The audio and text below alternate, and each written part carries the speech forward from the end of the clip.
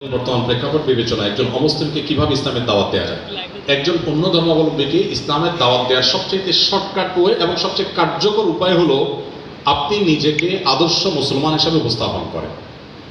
কারণ একজন অন্য ধর্মাবলম্বী তারা আমাদের ধর্মগ্রন্থ পড়ে না, কিন্তু তারা আমাদেরকে পড়ে, আমাদেরকে তারা দেখে, আমাদের আচার আচরণ, আমাদের কাজ কারবার, আমাদের সব কিছু দেখে সেজন্য ইসলাম এর প্রতি আগ্রহী হয়ে ওঠে। ইসলামকে যেন সে জানার জন্য আরও বেশি আগ্রহ তার মধ্যে তৈরি হয়। অতএব আমাদের আচার আচরণ, আমাদের নিজেদেরকে ভালো মুসলমান হিসেবে গড়ে তোলা হলো অন্য ধর্মাবলম্বীদেরকে ইসলামের মধ্যে দাওয়াত দেওয়ার সবচেয়ে কার্যকর উপায়।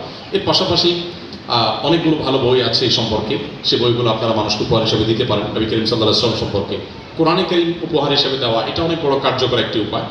আমি জাপানের টোকিওতে এক বাংলাদেশি একটা অভিজ্ঞতার কথা জানলাম। তিনি আমাকে বললেন যে ভাই, আমার একটা কফি শপ আছে, আমি আমার সে দোকানে একটা কোরআন রেখে দিয়েছি, খুব চমৎকার। তো এত সুন্দর কোরআনের বাধাই তো একটু ব্যতিক্রম হয়, সৌদি থেকে যে ছাপাগুলো বিশেষ করে, অন্য সাধারণ বইগুলো এত সুন্দর বাধাই হয় না।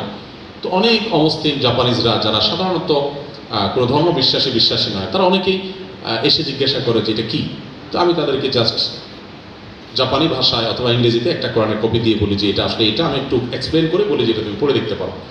এই ভদ্রলোক আমাকে বলেছেন যে যারা তেমন কোনো ধর্মে বিশ্বাসী নয়, এরকম বহু মানুষ আমার হাতে শুধুমাত্র আমার দোকান থেকে ইসলাম গ্রহণ করেছে, শুধু কোরআন পড়ার কারণে।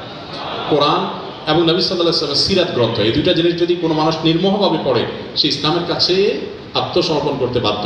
ফ্রান্সের একজন পলিটিশিয়ান, ভদ্রলোকের নামটা আমার মনে নেই, মনে থাকেও না, আমি বারবার চেষ্টা করি বিদ্যুটে একটু নাম।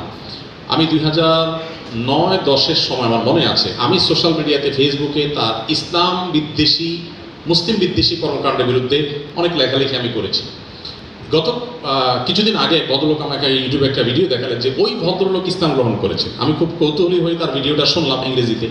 তখন তিনি বললেন যে দেখুন, কেউ যদি ইসলামকে জানতে চায়, সে মুহাম্মদ সাল্লাল্লাহু আলাইহি ওয়াসাল্লামের জীবনী এটা যদি পড়ে, তাহলে ইসলামের কাছে সে মাথা নত, নির্মোহভাবে যদি তার পুরো জীবনীটা কেউ পড়ে, ইসলামের সামনে মাথা নত করা ছাড়া তার সামনে আর কোনো পথ খোলা নেই, যদি সে ভণ্ড না হয়ে থাকে। তো এই জন্য আমি আপনাদেরকে বলতে চাই, বিশেষ করে অন্য ধর্মাবলম্বীদেরকে নবী সাল্লাল্লাহু আলাইহি ওয়াসাল্লাম সিরাতের প্রতি আহ্বান করবেন, আর তার চেয়ে বেশি আমরা ভালো মুসলমান হওয়ার চেষ্টা করব। এরপরে প্রশ্ন করেছেন